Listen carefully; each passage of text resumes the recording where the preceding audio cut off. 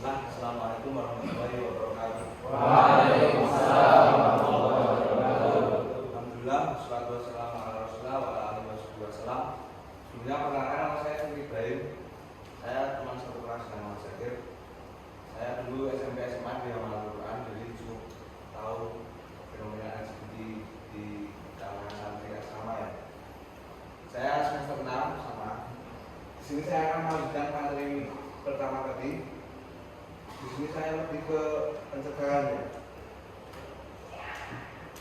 Dan ini cara menyikapi LGBT dalam perspektif sosial dan agama. Sikap sosial terhadap LGBT.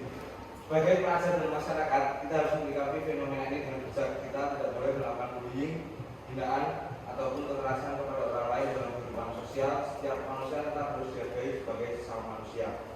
Namun kita juga perlu menjaga diri dan pergaulan agar tetap sesuai dengan norma agama dan budaya yang berlaku di lingkungan masyarakat.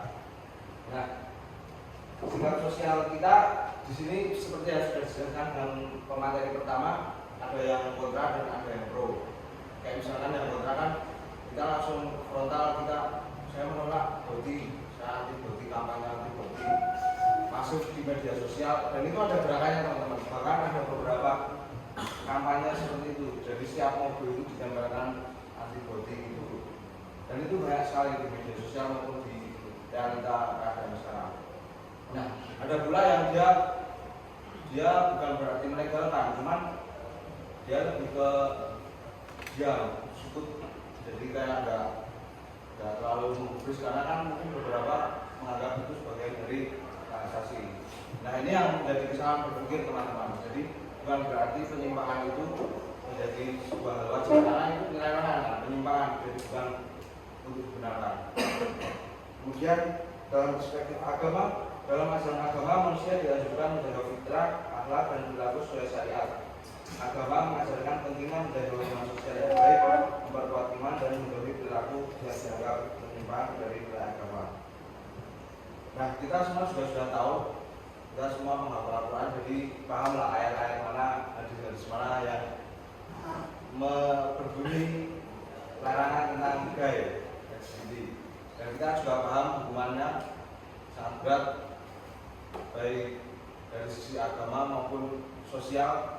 Bahkan di lingkungan kita kalau misalkan ketahuan kan juga ada konsekuensinya kan, mungkin dari kakak kelas atau teman sendiri lah, kita paham.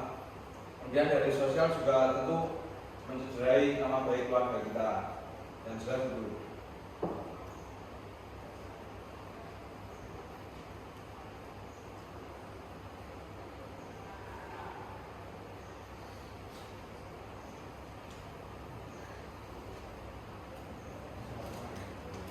Nah, ini terakhir ya, upaya pencegahan.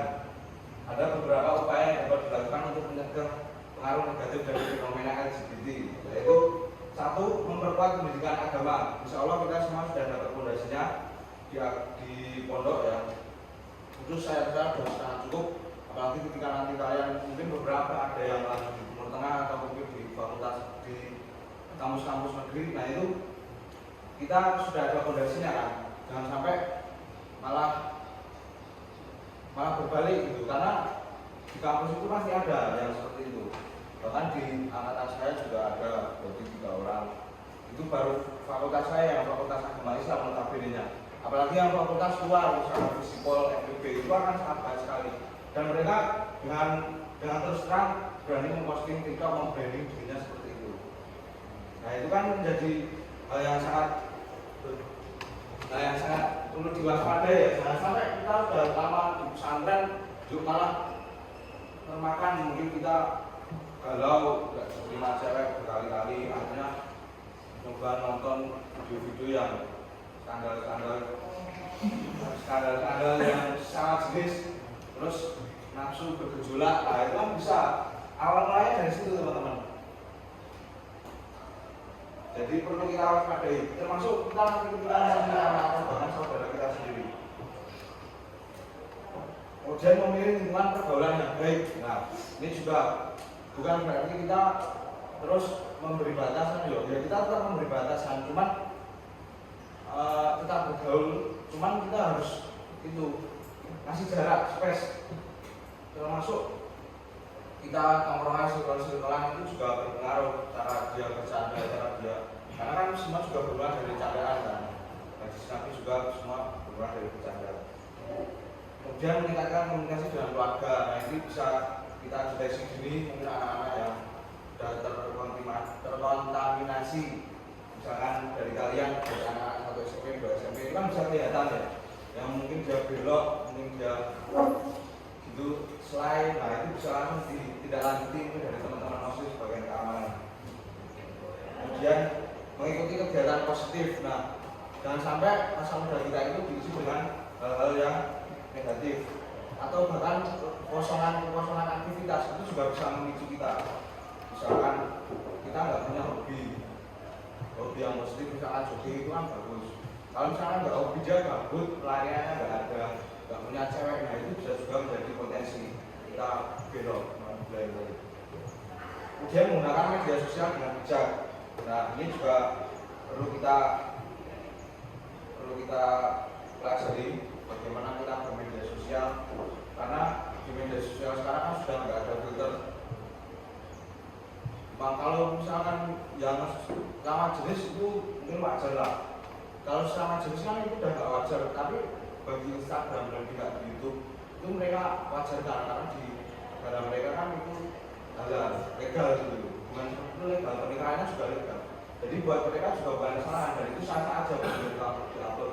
Sehingga apa yang kita tonton, yang mereka upload pun juga akan muncul di beranda kita gitu. Hal-hal seperti itu. Kemudian terakhir, fungsi dari peran keluarga dan pondok. Keluarga dan pondok pesantren memiliki peran penting dalam membentuk karakter remaja, pendidikan akhlak, pengawasan serta pendampingan yang baik, dapat membantu remaja tumbuh dengan kepribadian yang positif. Dan terakhir dari saya,